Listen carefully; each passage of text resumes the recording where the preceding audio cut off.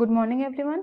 So today we're going to start about doors, windows and ventilators. So in the previous slide I have already been discussed about what are the components of the building. Okay, so I have already told the components of building have been categorized into two types. First is substructure, second is superstructure. And substructure means what? Which portion of the building that is below the ground level is known as substructure, and superstructure means the portion of the building which is above the ground level is known as superstructure. Okay, as I have shown you here in the diagram, which is below the ground level, that is substructure, above the ground level, that is superstructure. So we have already been discussed about the components of the building as foundations, plinth, walls and columns, seals, lintels, chazas, doors, windows, ventilators, floors, basements, upper floors, roofs, steps, staircases, building finishes and the building services. Okay, so we have already discussed up to seals, lintels and chazas. We have already discussed, and we will now discuss about doors, windows and ventilators. Okay, so as all of us know, or in our houses we also use, or it has been placed, the doors, windows and ventilators, it have been placed. So we can say that the function of a door is to provide an access whenever necessary to different rooms in the building. Windows are fitted on the outside walls to provide light and ventilation inside the building, and ventilators are small windows with fixed glass panes that permit ventilation. Okay, so as all of us know, the function of the door is to provide or to access to enter to the different rooms in our building, and mainly the windows are fitted to the walls to provide the light and ventilation, and ventilators are the small windows with fixed glass panes that permit the air and the ventilation.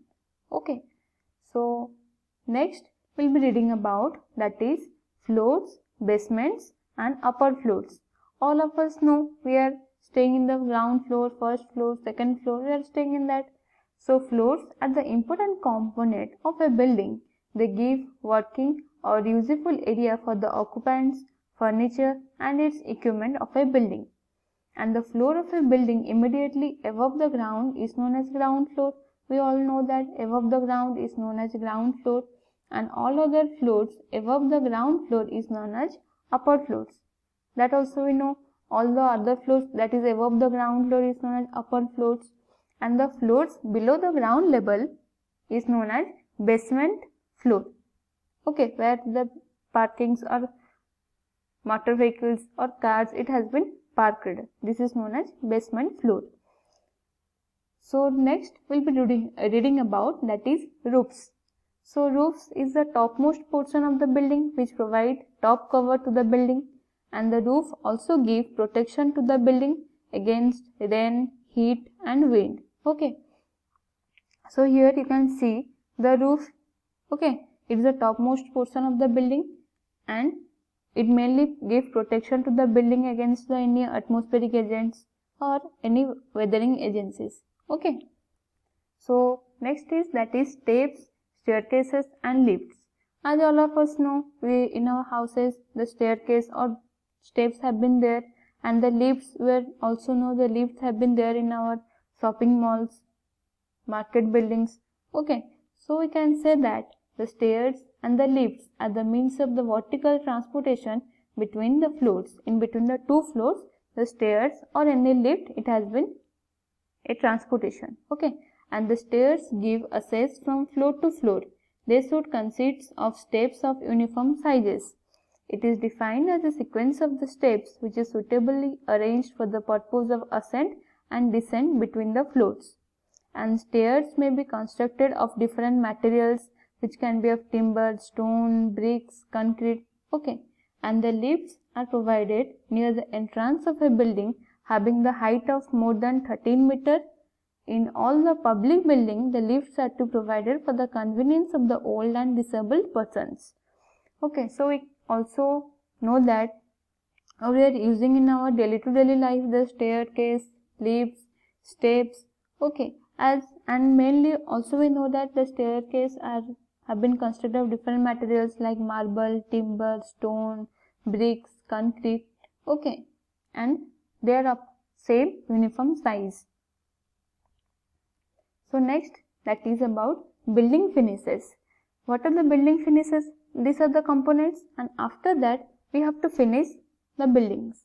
The ceilings, walls and the floors require smooth finishing with a plaster and need to be coated with whitewash, distemper, paint or any tile. Okay, after the components have all been placed, then we have to finish the building. So that is ceiling, walls and floors, which gives a required smooth finishing with plaster, and after that it has to be coated with the whitewash, distemper, paint or any tile. So what is the function of this finishing work? Is to give the protective cover, improve the aesthetic view and they give durability and pleasing appearance to the inside portion of a building. Okay. So next we'll be reading about, that is building services. As after the finishing have been completed, the building services, that are water supply, electricity, drainage work and construction of cupboards and showcases, they are mainly constituent the building services. Okay, so this all are the components of a building. So next we'll be discussing about, that is site investigation. Before building a structure or before constructing any building, we have to investigate any site where you have to construct a building. So site investigation is a process of collecting the information and assessment of the data and reporting the potential hazards in a site. So in a site we have to first collect that information, or we have to assess the data or that site of the data regarding any potential hazards in the site.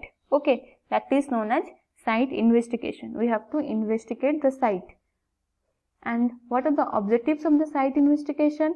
The nature and sequence of the soil and rock, the quality of the water condition at the site, the physical properties of the soil and the rock underlying the site, the mechanical properties such as strength of different soil or the rock strata, other specific information when needed such as chemical composition of the groundwater and the characteristics of the foundations of the adjacent structures.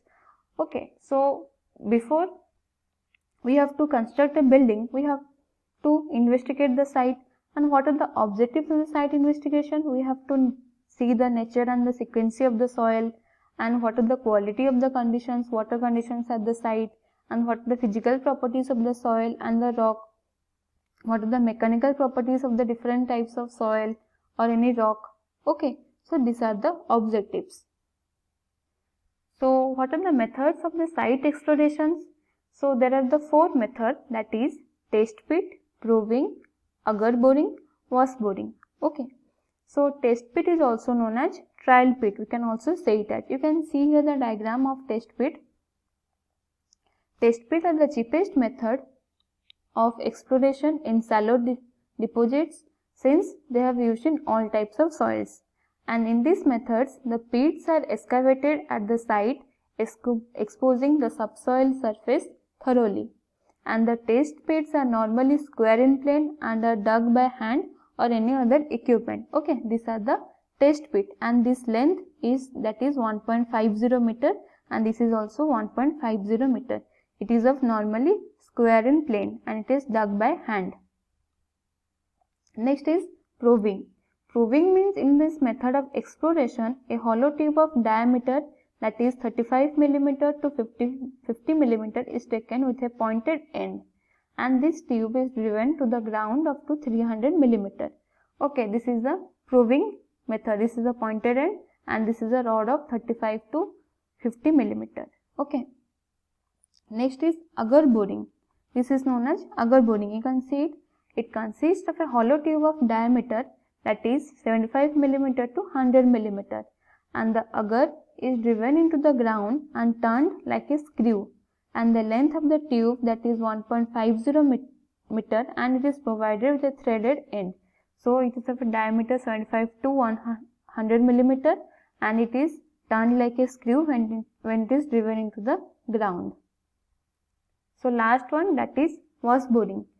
Okay, worse boring is the first and simple method for advancing the holes in all type of soils, and water is forced under the pressure through the drill rod, which is alternatively raised and dropped and also rotated, and the cuttings are forced up to the ground surface in the form of a soil water slurry through the annual space between the drill rod and the casing.